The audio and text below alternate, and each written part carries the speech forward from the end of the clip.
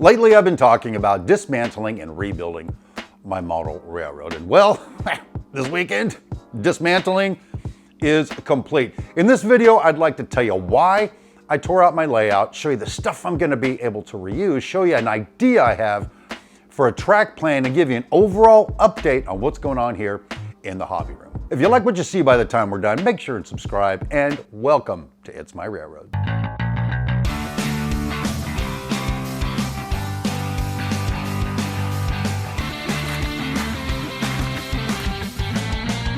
So I am standing in the place that once was my hobby room, where I had my double-decker model railroad laid out with 200 lineal feet of mainline track. And I've torn all that out. Now I'm gonna show you, I saved some track, I saved some turnouts, I saved all the models, all the rolling stock and locomotives, all the juicy stuff, but I saved some other materials that I wanna show you too.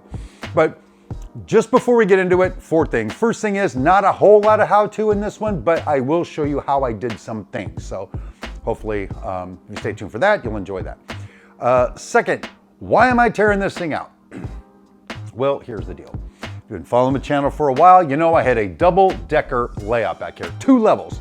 One of my problems with that is, I really liked the upper deck. I could stand there, I had this great perspective on the models and whatnot. Bottom deck, you couldn't see so much from standing. You had to sit down to watch the trains run. So when I got trains running from the bottom deck to the top deck and back to the bottom deck, I had to do a lot of this. And at my age, that just didn't work for me anymore, all right? So I wasn't thrilled about having 2 decks. That in and of itself, not enough to justify tearing this out. Second thing is, third thing. I'm on the third thing now. If you're counting things, count to 3. The third thing is, back there where that garage door is and back here, I really couldn't see the trains run in because there were transition decks. And you know, I kind of dealt with that. I put up a staging yard back here where I could be on the back and sort of see it. Even still, it wasn't working for me. Maintenance was a pain in the backside. I just didn't like it. And then the fourth thing.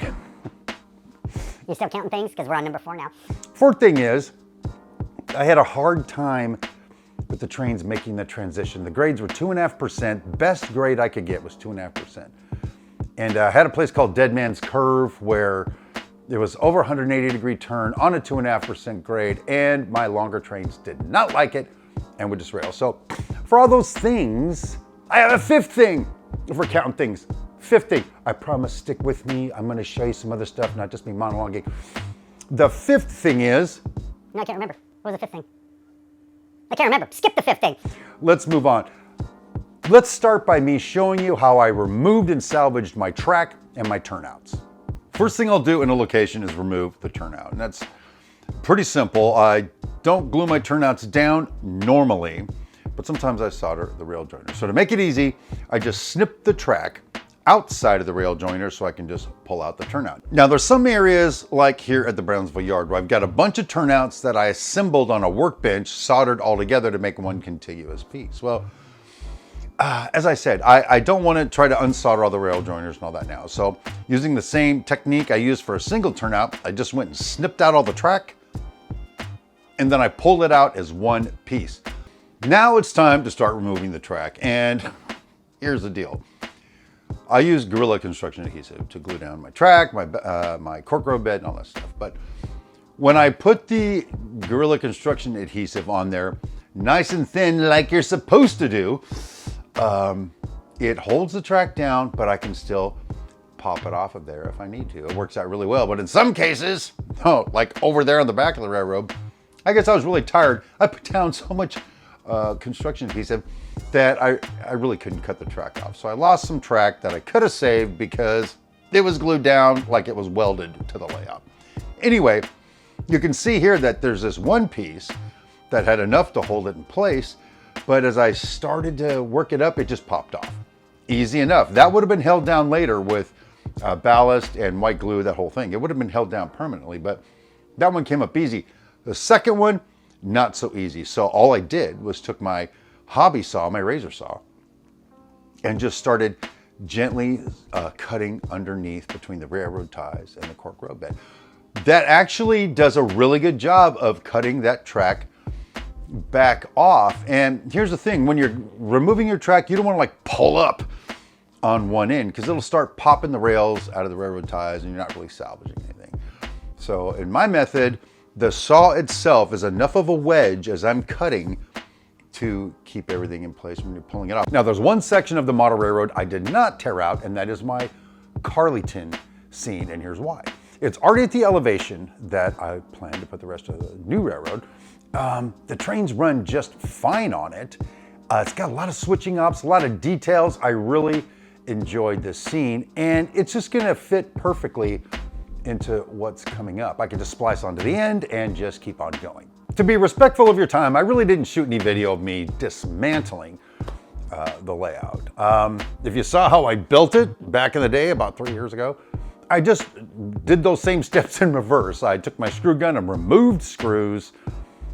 Frankly, I took my saw and cut out pieces I just could not salvage. That's, you'll recognize here in the bed of my pickup truck, Fertile Valley, the logging camp, the coal mine, Switch Junction, and Caliente Flats. There was no way to really reintegrate those. They had too many risers, too much junk on top of them. I chucked them out the door, but let me show you what I did salvage. These are some shelves that I used to have above the layout, if you recall, and it's made up of 1x3s and MDX, which is like a plywood. And I can reuse all of that for my new benchwork. I used to have 3 walls that went along here, and I tore those walls out, but a byproduct of that is I've got all this MDX left over that I can use for the sub-row bed for the new layout. This pile right here is a bunch of 1x3s, 30 inches long, 25 inches long, 24, 20, that I'm gonna be able to reuse as risers on the new layout. That's gonna be pretty cool. This is a piece of tempered hardboard that was a shelf on the second level of my shelving, and I intend to reuse that for my backdrop. And here we are at a place people normally don't get to see. This is my backyard. Look at all those 2x4s left over from the walls. I can make legs out of those. I can even make some just regular bench work, and I got a bunch of 1x3s left out here. And frankly, this last piece is one of the walls that might actually just make a good piece of bench work with a little reinforcement. That's not so bad. So now for those of you out there saying, Steve, how can you tear out all of that work that you did? And the thing is, as I just showed you, I'm recycling nearly everything. All right, so I'm not gonna waste any money. Some scenery materials, but minimal stuff. But the only thing I am losing is the time I invested in constructing this. And my time is why I do this, right? Isn't that why you do it? We spend our time doing something we enjoy, which actually brings me to the 5th thing I couldn't remember earlier. When I had this space and I consulted a couple of friends of mine on what should I do for a track plan, what should I do for a layout? Both of them unanimously agreed I need to put in a double-decker railroad where the trains hide in the back and they pop back out and and all this kind of stuff. And you know, I was pretty excited about it right up until I wasn't excited about it. And it got to the point where I didn't enjoy it anymore. And that's the thing. Why do I need a big friggin' layout like this? I'm one guy. I don't need something this big. That's why I'm scaling it down, because I want to enjoy it. I want to see my trains run. I want to at some point complete the model. I've been staring at friggin' plywood on top of my railroad for 3 years.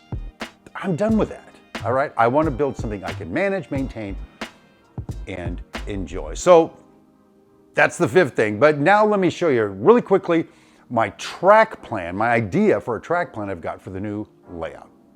Okay, so here's my track plan, and general overview. I designed this to now be a branch line and a point-to-point layout. Point-to-point meaning it starts at one place and terminates at another place. However, I've also added a little piece of track that goes around so I can have a continuous loop. So when I just feel like running my trains just to enjoy and admire them, I can do that. Or when company comes over, hey, they can do the same thing. So it starts here at the Bentleyville yard, and then the train would go up and would serve just Bentleyville itself. then keeps going, and it can serve the new Port Smith. Now, something I kind of had foggy in my head, but Will Kling, one of our members, actually helped me narrow down, is that my existing Port Smith, which I really like, came out pretty cool, is a space hog. I mean, this thing is like 6 feet long. It's got 4 tracks serving it, plus a yard, the old Brownsville yard hanging off of it. Scaling the layout down, don't need that much real estate, but I still want a port. I still want the water feature. You can see here the water feature is at the port and kind of curves around the layout. I think it'll be kind of a cool effect. I really want to add some more water to it. Anyway, so we're still gonna have Port Smith. From Port Smith, it goes through the town of Riley, which is existing, as I said, and then it goes up to the town of Carleton, which has got, I don't know, 8 industries in it. From there, it goes around to Caliente Flats, and that's where it terminates. Now, I shared some more detailed videos on some of this stuff with the channel members. If you want to know what it means to be a channel member, just go over to my channel page, click the join button, watch my little video, and see what that's all about. We put out some extra videos for the members, and we have some pretty good community stuff going on there. But anyway, I really thank you for being here for this and following me through this sort of monologue-ish version of a video. I hope you enjoyed it, and I really hope you hang out with me as I rebuild it and watch some of the cool stuff that I have in mind. But like I said, thank you for joining me today here on It's My Railroad. And until I see you again, my name is Steve Brown, and rail on, my friends.